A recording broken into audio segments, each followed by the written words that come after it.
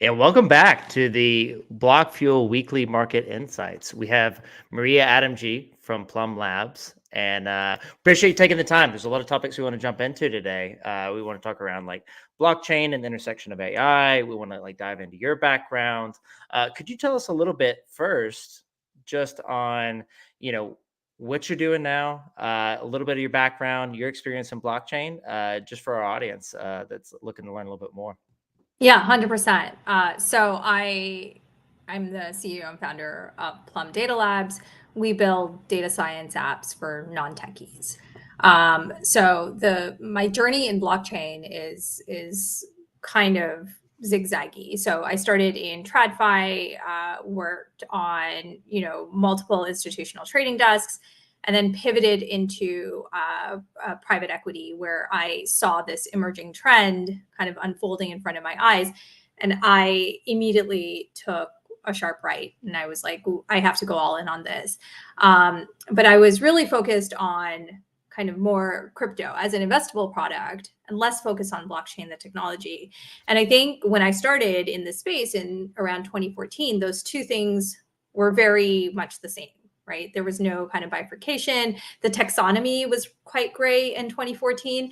And so everything was like called Bitcoin. And so there was not a lot of clarity on what all of that meant.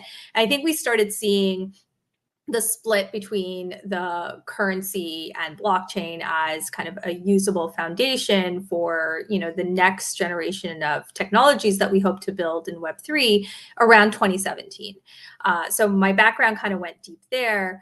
I then worked for Ripple for about 2 years before kind of focusing really hard on solving kind of the data problem to merge all of my experiences together and give access to research and markets to kind of non-technical people who want to understand Web3, who want to understand, cross-asset analysis, want to understand kind of what's happening with their healthcare data, and just more kind of broadly data science functions altogether. Yeah, and you're actually connected with Sean, and that's how we got connected. Yeah. Sean Ristow, and I know that Sean is someone coming from alternative asset management, has worked with the Fix protocol, and in a similar way, I feel like he loves, he's a Chicago native, loves your Yeah. skepticism on the space, loves your ability to have a unique viewpoint and stand behind it. So want to make sure that to keep Sean proud that we're getting you revved up on some of your stronger viewpoints. Before we do that, like, would love to hear just a little bit on what are you thinking about the market this week or this month. Don't have to make predictions, but how do you feel in this like post Bitcoin conference? You have digital assets as part of these major Republican platforms, and then this week we're hearing a little bit on the Democratic Party is in Adam Schiff are thinking about including a few things within the Democratic platform as they approach election in November. We also see hints of a September interest rate cut from some of the economic data this week. Yeah. Don't have to like answer on a specific, but like at a high level, how are you feeling about it as a startup founder? Like, where do you feel the U.S. economy is right now? Look, I think this is a conversation about enforcement versus guidance, right? And I think overall, the regulators, up until I guess a month ago, they were really focused on enforcement. I think to a degree, they're still focused on enforcement. I think what we need is guidance around all innovation, right? I think this is like a very broad statement, and I'm making it intentionally because it's not a very clear cut answer. I don't think that, people understand the nuances of regulating an industry, whether it's crypto markets or AI, right? Like there's specific granularities that regulators and thought leaders have to go into in order for policy to be created that is conducive to further growth in those sectors in America, right? So I think this kind of comes down to policymakers getting kind of comfortable that crypto is something that's going to stay and it's going to be around and people want access to it. And the only thing they can now do is make it profitable for themselves, right? Like tax it and have kind of policy in place so people can build on it, and that those builders create economic activity, and that economic activity contributes to GDP. Like, I think once that whole cycle is created, you'll see a much clearer cut response from regulators. I think like that should not be our narrative though, right? Our narrative should be around like, how do we build something that is conducive to existing market structure? And this is kind of like, I'm thinking about Sean when I say this, is that market structure overall has taken hundreds of years to build, right? And yes, it's complicated, and yes, it's broken in a lot of ways, and there's not a lot of transparency. And I agree with all those points that the Web3 utopians always want to fight. But the reality is, like, a lot of those nuances and isms and regulations exist because there has been market events and there have been kind of different market impacts that have occurred that have put these roadblocks and these complications into place.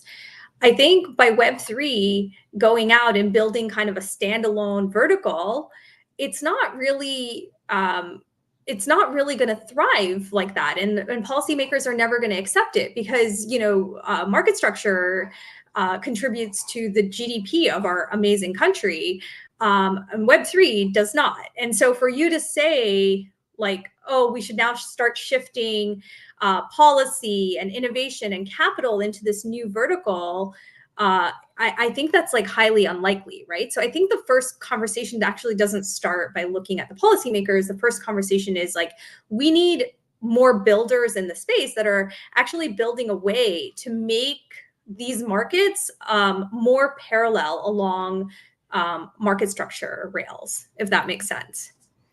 Yeah. So you're coming from the lens of, starting and being the CEO of a data company that is working in the AI space, but through the lens of someone that's worked at Ripple and knows, deeply about blockchain itself. Do you feel like the regulation on these two sides are very different, or do you think it's very similar in how people are very reactionary to AI, when ChatGPT really launched, and, there's immediate fear and anxiety around that and try to control it.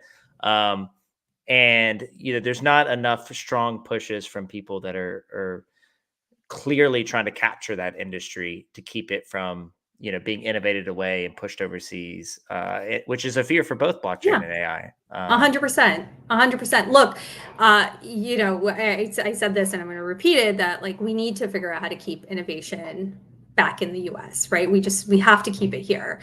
And the way we do that is we don't scare builders and we don't like slap them with kind of enforcement every time they're building something that is like outside the realms of our risk tolerance. I think that's where guidance comes in, right? If you provide guidance, and you say like you need to operate within these parameters, people will kind of build around those parameters. That said, there's no precedence for either of these topics, right? So whether you're talking about crypto or AI, I'll give you a simple example about AI, right? So take Apple. Apple is giving away a lot of their AI tooling for free on Apple iPhones. And the models are being trained using your content on your phone, your pictures, your texts, all of that stuff, right? And so this raises a lot of questions around ownership, privacy, distribution, because once those models are trained, they're going to be distributed, presumably. Like, how does that all work? I think there's, again, a lot of nuances there when it comes to this innovation. And I think, policymakers, they can't just put out blanket statements, right? I think we're seeing like the first flickers of that with, Europe coming out with like some guidelines. They definitely need a lot of work. But I think they're trying to basically put out parameters to say, if you want to build, but try to stay within these rails, right? I think we need to do something similar here before there's like official policy in this space. Yeah. And to make things tangible for some of our audience that's on the digital asset side, there's a few projects, that are in projects and companies and ecosystems really, that are right at that intersection. So you have like Fetch, which is now part of this like broader alliance called, I think, ASI. And that's where it's online agents that you can set up that are AI agents to say, book you a ticket. And you're using the Fetch token through their platform to allow that agent to, book your ticket or buy Taylor Swift tickets really quickly, by being in the server farm right next to the, Ticketmaster server farm. And there's, there's these early use cases for AI in that sense. And then blockchain is seen as like the way to, provide this internet currency to allow them to buy things. And then you also have the other side, which is, models being trained on the Bittensor like Tau network. Mm-hmm. And then you also have the whole side of DePIN, which is, say, Akash network and Quill or Quilibrium, which is a project we follow. And they're looking at more decentralizing just the internet itself of having GPUs that are from NVIDIA, very highly priced, hard to get your hands on the latest model, but having those being rented out by companies that aren't, or individuals that aren't fully using them to others to be able to like, in a decentralized way, use those underutilized resources. Of these different applications, like what's interesting to you? What do you think is more vaporware? Is there demand there actually from AI companies to use these decentralized resources? Love to get your take on that. Yeah, look, like the whole thing is sick, but it is like a hype bubble and a hype bubble kind of creating another larger hype bubble, right? So what's interesting here is that you have crypto that honestly still has like no real tangible use case. I know like the audience is not going to be okay with hearing it, and I'm going to get a lot of like hate and trolling after this, but this is the truth, right? We've explored a number of use cases. A few have been successful, but we're still kind of figuring out like what's that golden goose for digital assets beyond just kind of speculative trading, right? And then you have AI that honestly, there's a number of use cases for it, right? Like automation is amazing in so many aspects of our lives, and it can kind of change our productivity outputs, right? Realistically, but it's really difficult for those use cases to get like tangible products out there in the market, right? Beyond just like models and white papers. And so I think combining the two, we might actually see some real output, right? Some real use cases meets real foundational technology, and see if we can put it out there and, again, gain some traction. Your question around demand, I mean, that's like a wait and see scenario, right? I think all of these projects that you mentioned and so many others are really, really interesting. And at the core of it, they are solving real problems that people have issues with, right? Like either whether it's getting GPU access or getting Taylor Swift tickets. Both of those things, people have issues doing. So I get why they're emerging. But the question is like, is there better ways to do them that doesn't require this complex technical overhaul, right? I think that's always going to be the first challenge that any transformative technologies come across.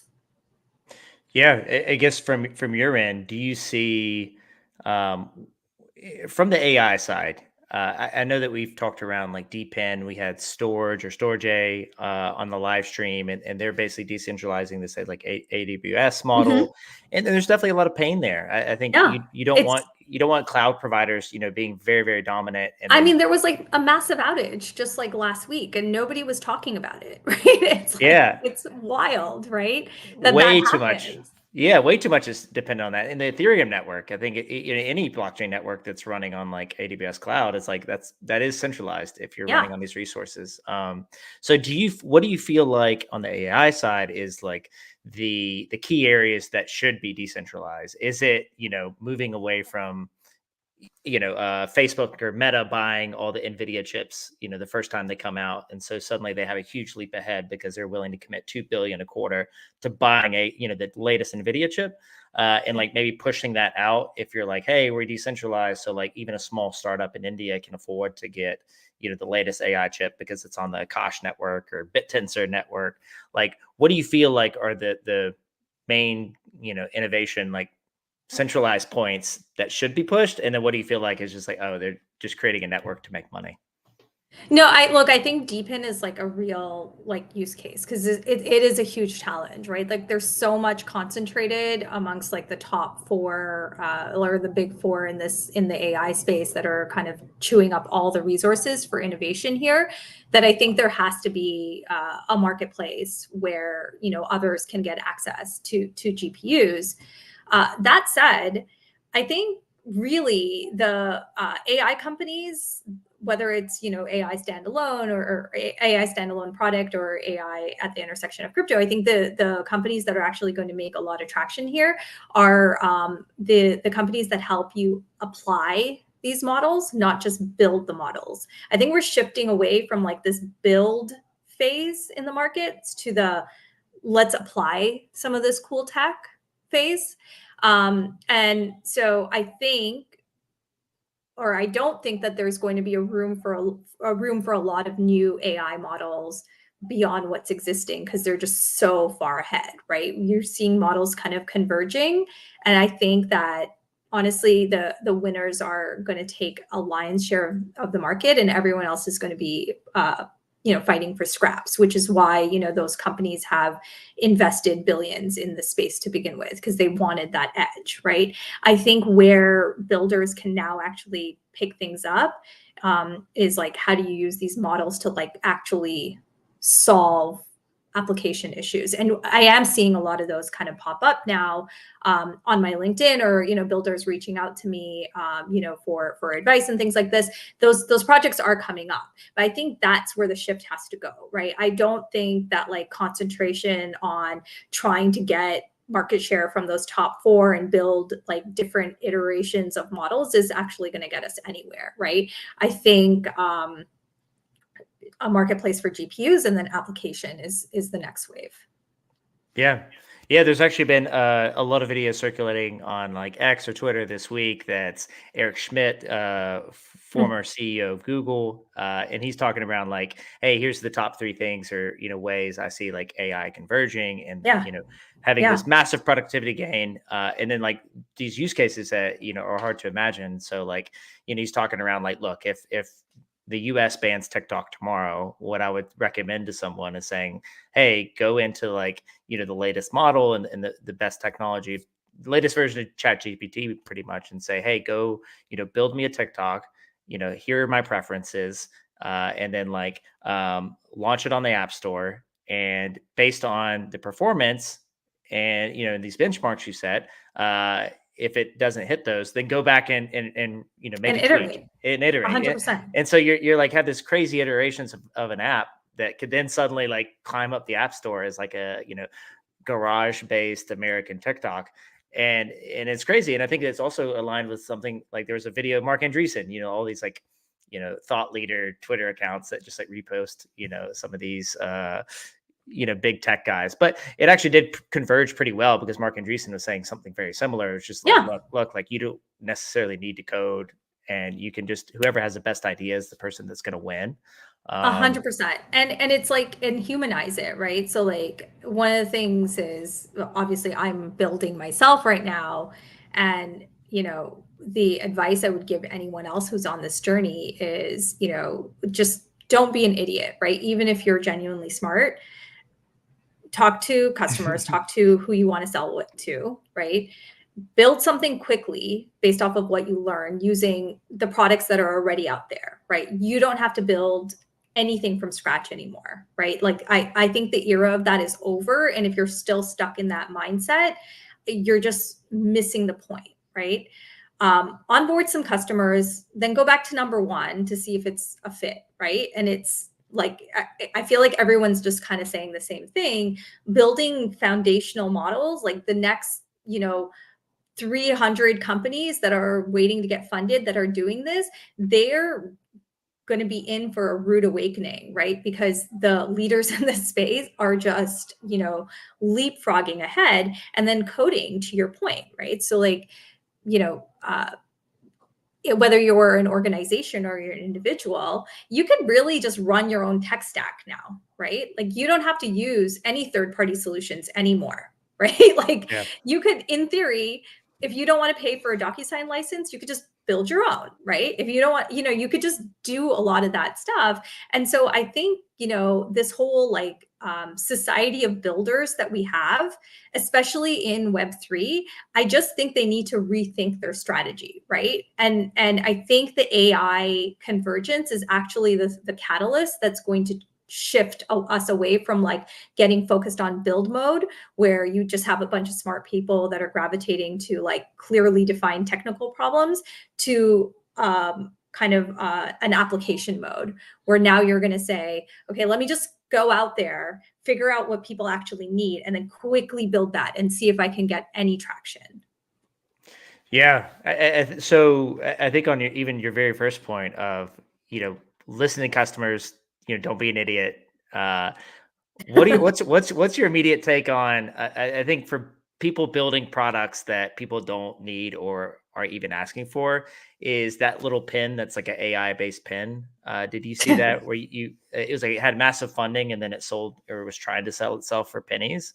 Yeah. What are some examples like that you've seen that people have, the first wave of AI builders have built, and then you're like, wait, that's an idiot move right there. Like, why are you building something for your own ego, or you think it's cool, but nobody actually in the market Yeah, wants it? that's the thing with technologists, right, Jody? Like every engineer I know, that's what they do, right? They love solving technical problems. That is what they're trained to do, right? They're not business leaders, right? They're not people who understand that, the Steve Jobs kind of way of building product, which is actually, I want to sell billions of dollars worth of something. And so what I need to do is make it very functional and very available to my end consumer, right? That's not how technical people design products. They design them so other smart people like them can use it, right?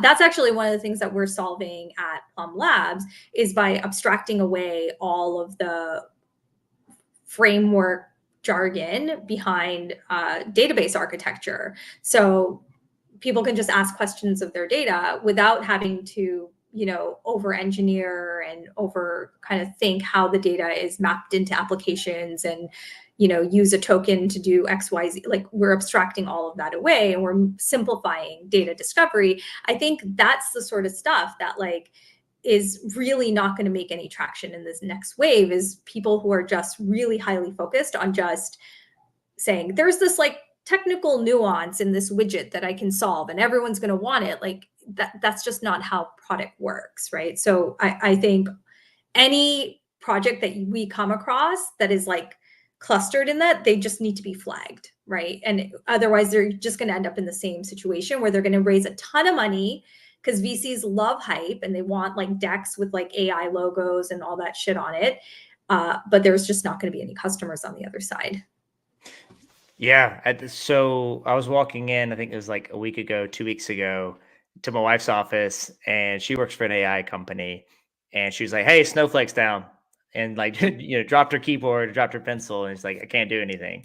And what are you thinking, or things you're thinking of with Plum Labs that where that's not an issue? Like, Snowflake's down, like suddenly whole sectors of the economy can't work in a very CrowdStrike like manner. 100%. Look, like we're like thinking of our platform in a very old school way. We're doing kind of automatic failovers of data caching, right? So if there's an outage, you can still kind of do some analysis against your data. We also think that, there should be a great application for an AI agent, by the way. If anyone's listening to this and wants to build this for me, call me. But API failover, right? So if you understand that, not just if there's an outage, but if you see blockage or you see like bandwidth issues, like how quickly can an AI just fail over? That's like super manual, right? Probably even at your wife's company, which is an AI company, there should be agents in place to do all that stuff, right? Fail you off of your primary Snowflake environment into wherever your backup data is stored, whether it's just like in S3 or wherever it is, right? I think, that stuff I'm building in the foundation of my platform. Because for me, I'm looking at AI and I'm saying, well, if all these models are converging and everyone's just eventually just going to build their own widgets because, coding is going to be automated, it's the nuances in the data that's actually going to, give anyone ROI against these billions of dollars of investments in these transformative technologies, whether it's like Web3 or AI. So that's why I'm focusing on this space in particular, because I think 2025, it's going to be an awakening where everyone's going to try to now start figuring out how do you realize revenues from all of these investments. And it's not going to be on additional modeling tools.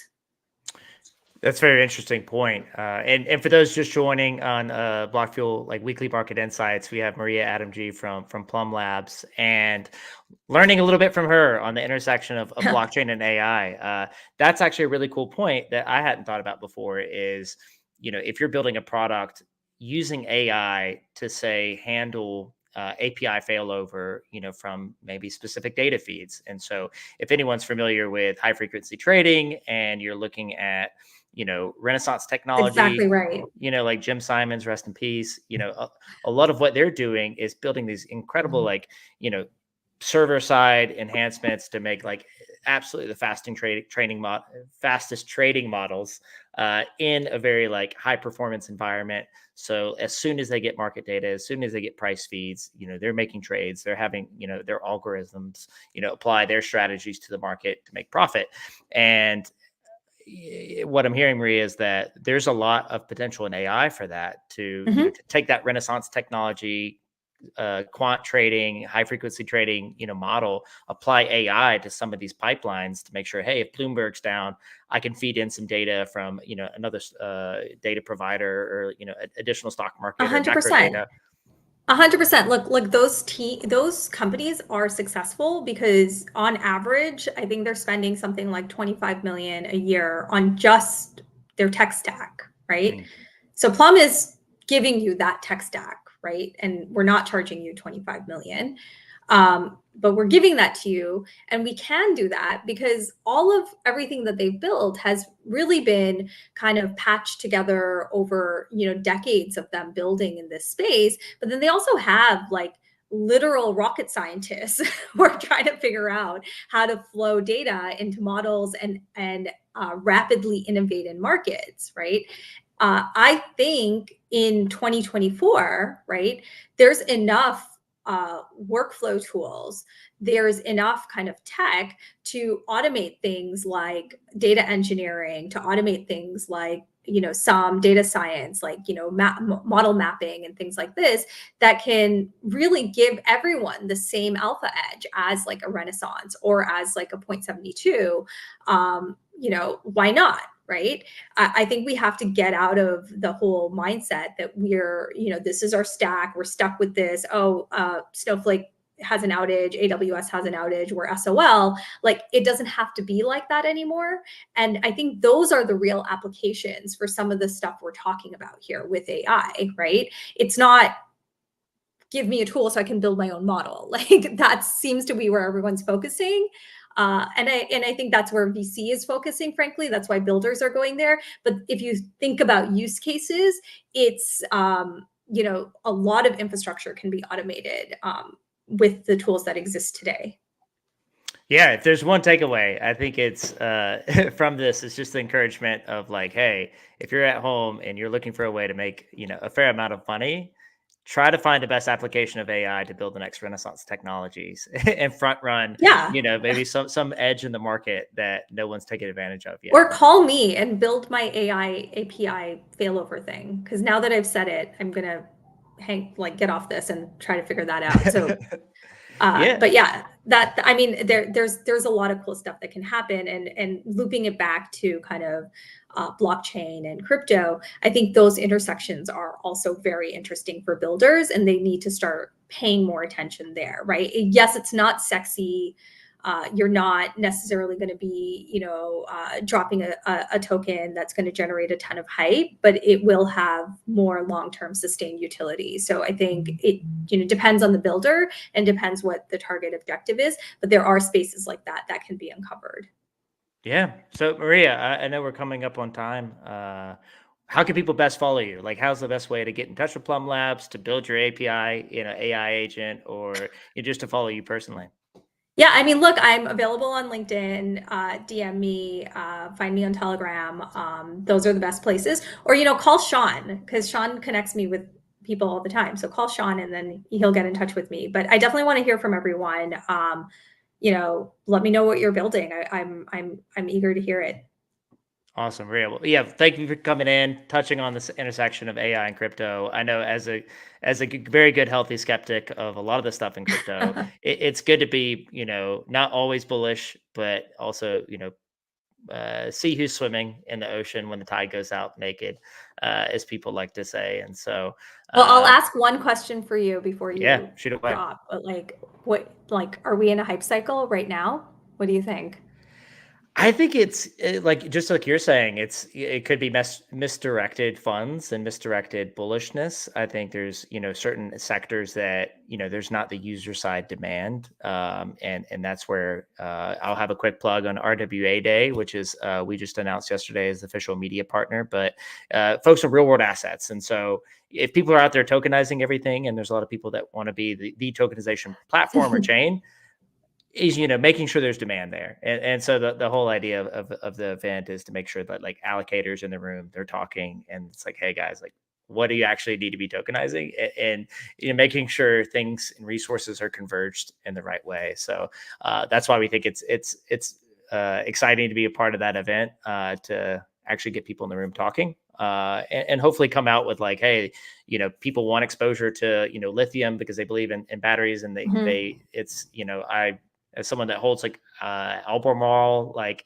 big lithium producer, but there's so much in a corporate stack. I'd love to just get exposure to the commodity.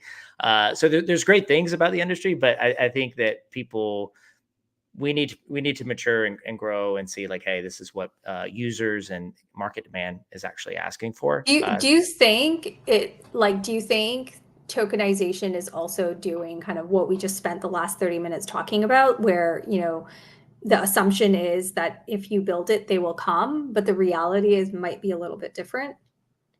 Yeah, I think if you have, exactly of what we're seeing is like people are going to struggle with demand, and so finding, trying to get people as early as possible to say, hey, like, what are your clients actually interested in, that are like, institutions or endowments, and what are they looking to get exposure for, especially as we enter like a very volatile period of having an election year, and you have gold investors, but what else is something that actually has a lot of pain to invest in, that there's going to be demand for? And maybe it's like overseas, coming to the US and trying to get something beyond just like traditional equities. I'm not sure. I need to learn a lot more, Yeah. but totally agree with the demand side of like, let's not build like the little AI pin, that attaches to your sleeve that people would feel weird about wearing in public and asking, Yeah, what I it mean, is. look, here's looping back to like my statement, like talk to your customers, right? The RWA, I have a lot of strong viewpoints on this. I will save them for another talk, but the thing is, like, the TAM in the United States is larger than the rest of the world combined, right?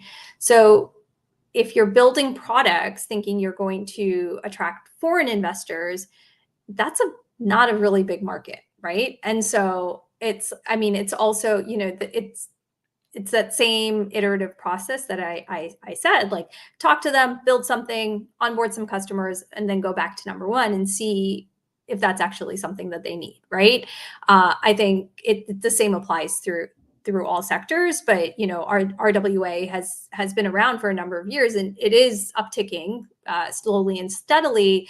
But I have yet to kind of understand that big momentum, right? Because everyone was first like, oh, it's definitely going to be real estate. Oh, no, it's definitely going to be commodities. Now it's definitely, like, I don't know what that is. And I have yet to see evidence of it outside from tokenized treasuries and, honestly, stable coins. Yeah, yeah, absolutely. The stablecoin use case. We have a guy, Zach Fowler, that just released is launching his own newsletter covering stablecoins and Oh, payments. neat. And Okay. yeah, and so we're excited to follow that. I need to get him to give me the link so I can and push it out more. But I think on the broader market demand, I'm definitely, from my personal take, I think there's the whole generation of Gen Z and like younger millennials that don't have any exposure to assets and don't own their home. And I think any Mm-hmm. ways to like fractionalizing, good assets to where there's not a lot of friction. It's not like you're buying, beachfront property in Idaho, but you're actually getting exposure to the market as we enter potentially a liquidity cycle where, like, Jay Powell cuts rates and suddenly money supply goes, back up again, but they're not getting exposure to it, but they're still feeling the effects of inflation. I do think there's like a broader, like, generational need to get more ownership, Sure. as for like the younger generation. Uh, but in the details, how that happens, I think is very important. And I reckon that's what happened with the ETFs too. I don't think you're wrong. I think you're saying something that's actually like making a lot of sense the more you say it. Like, I think that's what happened with the last few ETF launches, right? That, we put a product out there for BTC, thinking it would be a lot of institutional investors, and it ended up being a lot of retail investors that, couldn't afford direct access for whatever reason, right? Whether it was, technical reasons or whatever risk tolerance reasons, they went to the ETF. I think you're right, right? Because what is an ETF? You're basically, reverse tokenizing a crypto product, right? You're yeah, taking a TradFi wrapper and you're wrapping it around a crypto product. Whereas like tokens are the opposite. You're taking TradFi assets and then putting a crypto wrapper around them, right? So those are yeah. two things are like, but like two separate theologies. But I think your point in both cases is valid, that they're just opening up access to people who can't afford or hold or have the tolerance for the spot product. Yeah, yeah. I mean, it's a good point. It's in some ways like the decentralized blockchain natives are going to say, "Hey, this is, an ugly stepchild. Like, who created this thing? That's de-tokenized and back, in traditional equities." But in other ways, it's, as people see, prominent figures like Donald Trump or RFK Jr. talk about, Bitcoin. It's probably the easiest thing for them to get exposure to if they have a 401k through their job, or have an IRA that they can easily buy and sell equities, much easier than self custody, at this time, and hopefully that starts that education journey where they can learn more about it. Yeah, 100%. I agree. I think like it's a no-brainer to get exposure in those two instruments. I think like I'm still curious and learning about the appetite for investors like further down that risk curve. What that is overall. I don't know. I've been speculating a lot and talking to people about that right now. Curious to hear your thoughts. But I wonder if more of those products are going to kind of go towards into ETF wrappers or whatnot. Yeah, I think anytime it's it's easy for people, especially on the reporting side, of figuring out how to handle compliance as a corporation.